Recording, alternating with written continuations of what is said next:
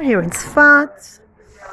Um, this is a oh, look at this. This is paradise. Oh, it's so beautiful here. Yeah, it's beautiful. It's a little bit cold, so we have here beautiful, beautiful view.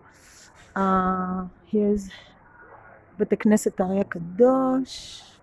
Um, yeah, well, might as well go here. Um, we're walking here. You can see this beauty, and I think it's also the time of the. You could see it's sunset almost.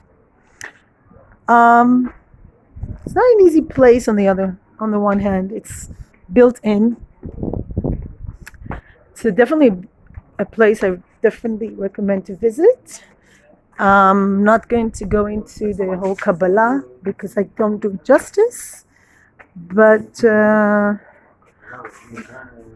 this is an important place. I'm just going to pass by.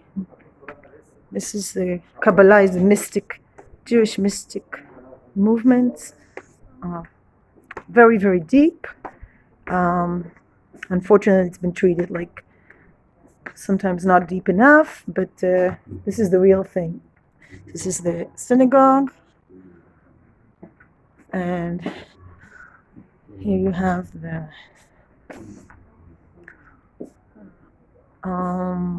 cat. I don't know if I can come in here or not. Yeah, I think so. It's not the synagogue, I hope. Okay, I'll read it to you. It has the English, so I don't have to. You can see this. The Ashkenazi Ari Synagogue, a mid-16th century synagogue named after divine Rabbi Yitzchak Luria Ashkenazi, known by his Hebrew name Ari, founder of the Luriani Kabbalah. The synagogue was built by Sephardic immigrants from Greece on the northern fringe of the Sephardic quarter. Members of the congregation were Kabbalistic, mostly students of Rabbi Moshe Cordovero. Ha'ari arrived in Tzfat in 1570 and joined their ranks. His custom was to pray in the synagogue on the eve of Shabbat, proceeding from here with his followers to a nearby field as to welcome the Sabbath. This is the place where the traditional Kabbalat Shabbat prayer that we know today originated. Wow. In the 18th century, it was still known as the Geriogus or Gerdish synagogue until it began to be used by Hasidic Jews who had immigrated to Safad from Europe. It was eventually renamed the Ashkenazi Ari. The synagogue was destroyed in the Great Earthquake of 1837, and its reconstruction was completed 20 years later in 1857. In Hebrew numerology, this year equivalent to, "And my temple shall thou revere," the inscription that appears above the entrance. Wow. So you hear? See this? Inscription, "Me'anora makom hazeh bitchem v'shana mikdash tir'u." So this is, and numerology is one of the methods of finding meaning in passages. The southern wall contains a holy ark carved in wood by craftsmen from Galicia in the style of Eastern European synagogues. The figure of Moses on the ark's crown appears as a lion, following the commandment, "Thou shalt not make unto thee any graven image." Unique traditions have been associated with this synagogue.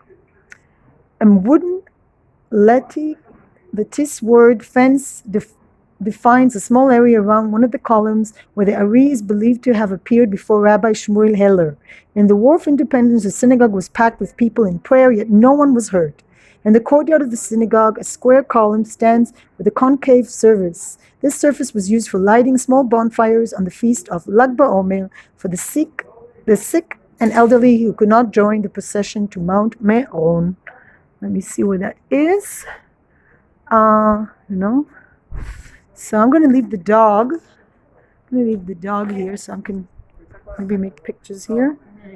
I'm going to leave her where the cat was. Shellbee. I'm going to just quickly go in without the dog. And let me see what the statues is of Moses. This is the synagogue I described.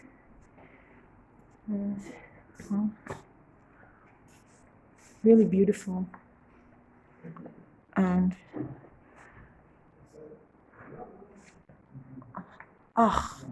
and I just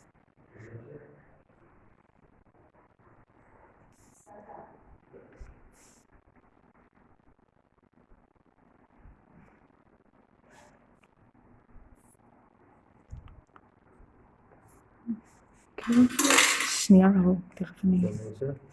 כן.